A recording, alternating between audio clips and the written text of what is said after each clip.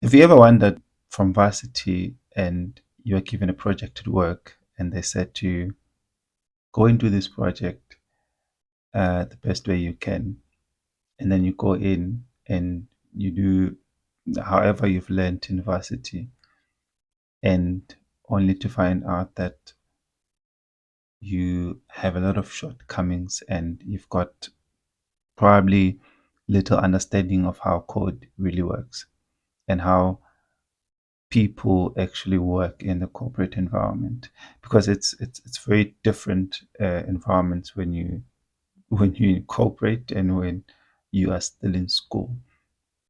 So this is what has inspired my videos. So I'm going to do these videos just to so that I can help a lot of people who are coming from varsities, even if you're not from varsity per se, but if you been coding for a while and you've been trying to look for a much more proper structured way to do your coding, and what is the best way to go and implement something instead of just implementing it and it just works, because sometimes that's not just the case. You need to cater for a lot of things like your performance of your query. um, you need to cater for how long is your code. It doesn't matter if it works. Sometimes, in fact, in most of the times in corporate environment, everybody expects that your code will run. So the idea that it's not uh, working, I don't think, it's a bit of a problem. We need to go back.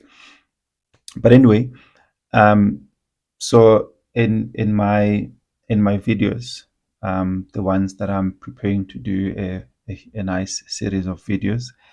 In this series, I'm just going to be talking about the profile system that I want to build.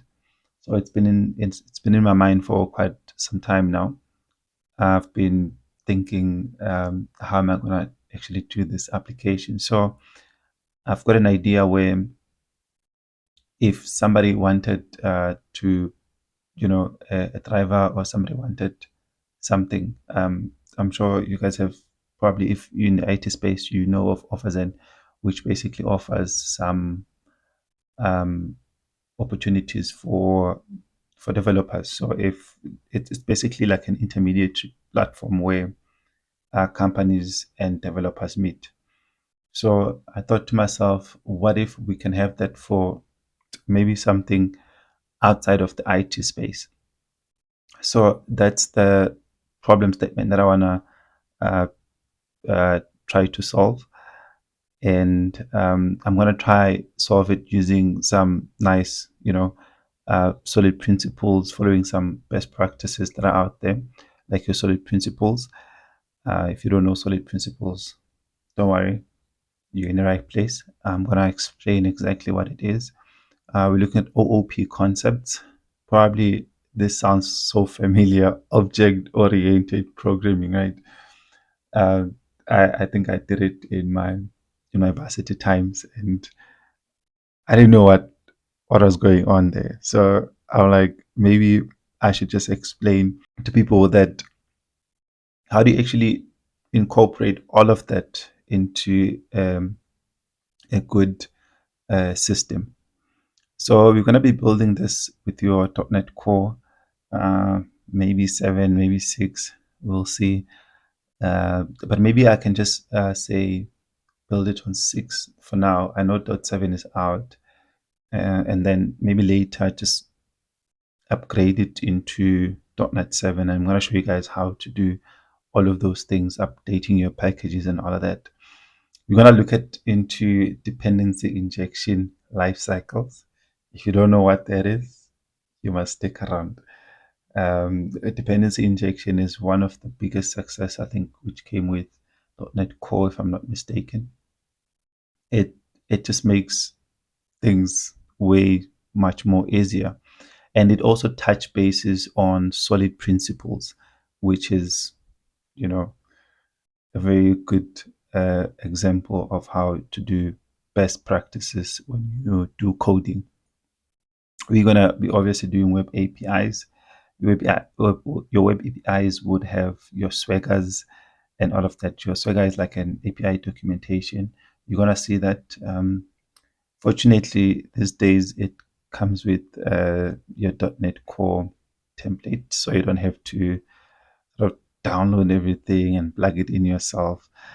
So it comes out of the box, which is great. So looking at patterns, we're gonna be looking at repository pattern. What is repository pattern? It's also one of the best ways to implement your code and manage your code. You won't have a lot of spaghetti code. You won't have a lot of repeated code. So I'm just going to show you guys how to actually implement all of those things in cooperation with unit of work, which is it just works, guys. It just works perfectly fine together. So we're going to be using some authentication in this application. I'm going to show you guys from ground up, guys, from building the template of your repository pattern, the whole structure. I'm going to show you guys how to do all of those things. We've got your JWT tokens, which we're going to try and use for authenticating. So, when you send a request, you must send it with a token, right? So you're going to see that in action and how you can actually build that into your application. So that's just more on C#, and that's just about it on C#. So going further on the front end, right? Because we are building web APIs, right? We don't build your monolithic applications. So one of the advantages of building web API is that you can basically plug any other front end framework or any other consuming service as an example without having to redesign your whole application. So it's very, very effective way of doing programming these days. I think this is one of the best things that happened to development. Monolithic applications were just not too good at all.